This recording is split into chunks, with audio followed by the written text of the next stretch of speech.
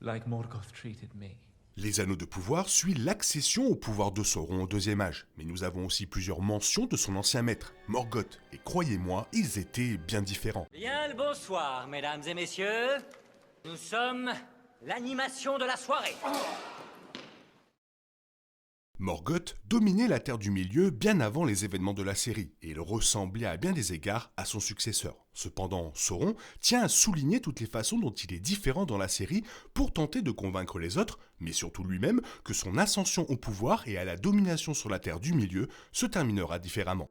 Morgoth était vraiment le méchant originel de la Terre du Milieu, et bon nombre des événements pervers du Seigneur des Anneaux pourraient techniquement lui être imputés. Il s'est imposé comme le Seigneur des Ténèbres avant qu'il n'y ait un soleil dans le ciel pour compter les années, et a participé à la destruction juste pour le plaisir. C'est à cause de lui que les elfes ont été tourmentés pour devenir des orques, et pour lui, Sauron s'est détourné du dieu du Seigneur des Anneaux, Eru Ilúvatar, et est devenu le lieutenant de Morgoth. Puis, lorsque Morgoth fut vaincu, Sauron prit sa place, mais il semblait déterminé à ne pas être le même. La principale différence soulignée par Sauron est sa vision de la Terre du Milieu par rapport à Morgoth. Son ancien maître était fondamentalement nihiliste. Morgoth méprisait la vie et le monde qu'Eru Ilúvatar et les Valar avaient créé et cherchait à les détruire et à les corrompre à cause de sa propre jalousie. On lui avait refusé la capacité de créer lui-même la vraie vie, puisqu'il s'agit d'une compétence qui n'appartient qu'à Ilúvatar à travers le feu secret, et a donc essayé de se moquer de toute beauté et création. D'un autre côté, Sauron était moins intéressé par la destruction que par la perfection. Il appréciait l'ordre et estimait que son propre pouvoir et son talent étaient le meilleur moyen d'y parvenir. Sauron était artistique et créatif, capable d'une beauté exceptionnelle et désirait une table rase à partir de laquelle il pourrait reconstruire. Les méthodes destructrices de Morgoth étaient un moyen d'y parvenir, et lorsque son maître tomba, Sauron y vit une opportunité de reconstruire la Terre du Milieu selon ses propres plans. En matière de pouvoir, il ne fait aucun doute que Morgoth est en tête. Morgoth et Sauron étaient tous deux membres des Ainur, qu'Ilúvatar a créé au début de toute chose pour aider à la création du monde. Cependant, tous les Ainur n'ont pas été créés égaux. Morgoth, initialement appelé Melkor, était le plus fort des Valar, des demi-dieux extrêmement puissants qui servaient directement sous Ilúvatar. Sauron, initialement appelé Méron, était l'un des Maillars, des êtres angéliques qui servaient sous les Valar. Les Maillars étaient toujours puissants et Méron était parmi les plus forts, les plus justes et les plus créatifs. Cependant, ce pouvoir n'était pas comparable à celui des Valar. S'il l'avait voulu, n'importe quel Valar aurait pu éliminer n'importe quel Maillard à tout moment. Bien sûr, cela n'aurait pas été la volonté d'Eru Ilúvatar.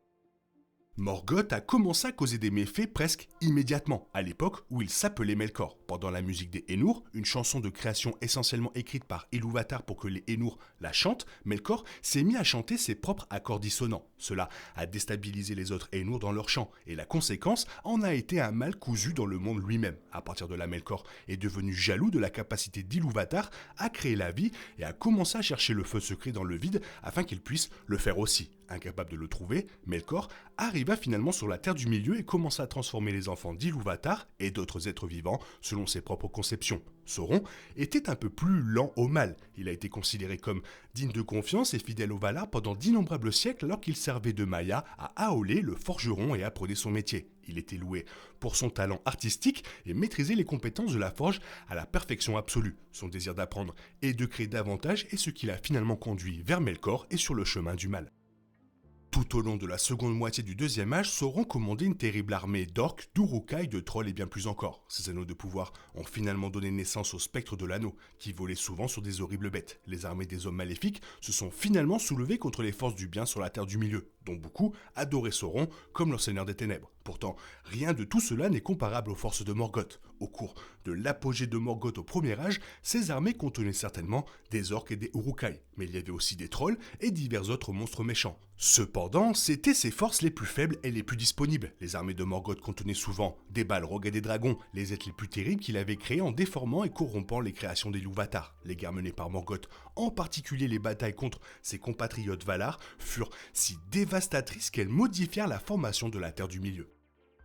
Sauron est connu pour son changement de forme, et cela se voit dans les 2 premières saisons de la série. Tous les Maillards peuvent changer de forme, et après que Méron soit devenu Sauron, il a pleinement utilisé ses capacités. Au premier âge, il se transformait parfois en loup, en chauve-souris et en serpent. Puis, au deuxième âge, Sauron prit la belle forme d'elfe Anatar pour tromper les forgerons d'Eregion et diverses autres formes à des fins similaires. Morgoth pouvait certainement changer de forme, mais il n'en avait pas autant le besoin ni le désir. Le plus souvent, ce seigneur des ténèbres changeait de taille. Son état le plus naturel était apparemment une forme montagneuse. Finalement, Morgoth a perdu sa capacité à changer de forme, un sort auquel Sauron a finalement été confronté. Cependant, cela n'était pas aussi important pour le Valar que pour son serviteur.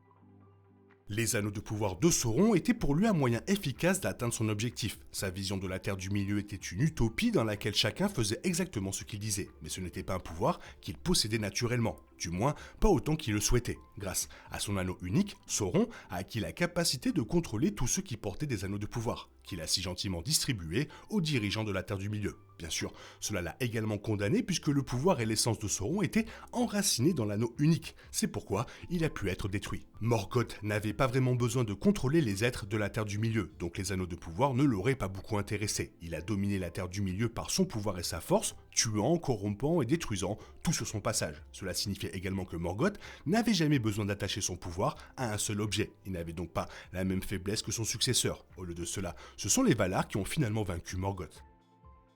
Morgoth pouvait certainement être convaincant quand il le voulait. Après avoir déclenché une guerre avec les Valar dans les premiers jours de la Terre du Milieu, il convainquit ses frères et sœurs qu'il avait changé ses habitudes et vécu à Valinor pendant plusieurs siècles avant de les trahir à nouveau. Il a également convaincu divers êtres de se mettre à ses côtés. Pourtant, le pouvoir de Morgoth ne dépendait pas de sa ruse de la même manière que celui de Sauron. Comme on le voit dans les Anneaux de pouvoir, le fait que Sauron soit le trompeur a été la clé de son ascension au pouvoir. Il n'avait pas besoin d'être aussi naturellement puissant que Morgoth, car il avait un talent inégalé pour attirer les gens à ses côtés. Sauron connaissait le cœur des êtres de la Terre du Milieu et était conscient des désirs qui motivaient les elfes et les hommes. Ce talent pour la manipulation a été forgé directement dans les Anneaux de pouvoir, permettant à ses armes de retourner contre elles les plus grandes joies d'une personne. D'une certaine manière, Morgoth n'était qu'un enfant à qui son père avait dit non. Il ne voulait rien d'autre que la capacité de créer une vie comme Ilúvatar, mais cette compétence était exclusive au dieu du Seigneur des Anneaux. Bien qu'il soit le plus fort des Valar, Morgoth voulait plus, et sa rage de se voir refuser cela était la principale motivation de toutes les choses horribles qu'il a faites par la suite. Même si Sauron pouvait être comparé à un enfant à certains égards, il n'était pas aussi cupide que Morgoth. Les dégâts qu'il a causés sur la Terre du Milieu n'étaient pas destinés à punir Ilúvatar et les Valar. Au lieu de cela, Sauron voulait plus ou moins simplement prouver qu'il pouvait rendre la Terre du Milieu parfaite. Il voulait un équilibre et ferait tout ce qui était à son pouvoir pour y parvenir. Sauron ressemblait davantage à un enfant surdoué qui en était venu à croire que seul son talent pouvait réparer le monde.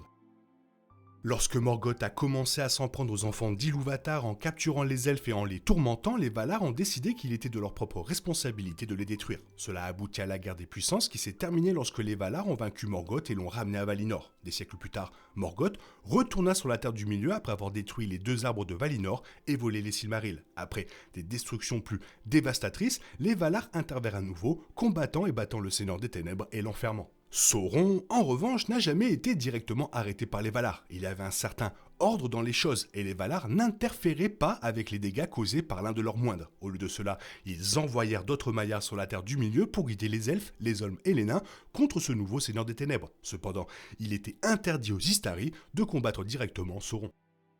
Bien que Morgoth ait quitté la Terre du Milieu, il n'est pas parti pour toujours. Ce Seigneur des Ténèbres a été enfermé dans le vide par les Valar, où il reste emprisonné tout au long de l'ascension au pouvoir de Sauron et de sa destruction éventuelle à la fin de l'histoire de Frodon. Il est destiné à revenir éventuellement dans un événement appelé Dagor Dagorath. Morgoth s'échappera de sa prison et une bataille finale aura lieu entre les Valar. Pourtant, le canon de Tolkien n'a aucune confirmation que cela se soit réellement produit. Sauron fait cependant face à une fin bien plus définitive. La série est susceptible de se terminer par sa première grande chute lorsque Isildur lui coupe l'anneau unique de la main. Bien sûr, le Seigneur des Anneaux décrit comment cet anneau finit par tomber entre les mains de Frodon, et le Hobbit réussit, avec l'aide de Sam et Gollum, à jeter la chose dans la montagne du destin. En tant qu'être immortel, l'âme de Sauron existe toujours après la destruction de l'anneau. Cependant, le fait qu'il ait attaché tout son pouvoir à l'objet signifie qu'il ne pourra plus jamais prendre forme ni avoir d'influence.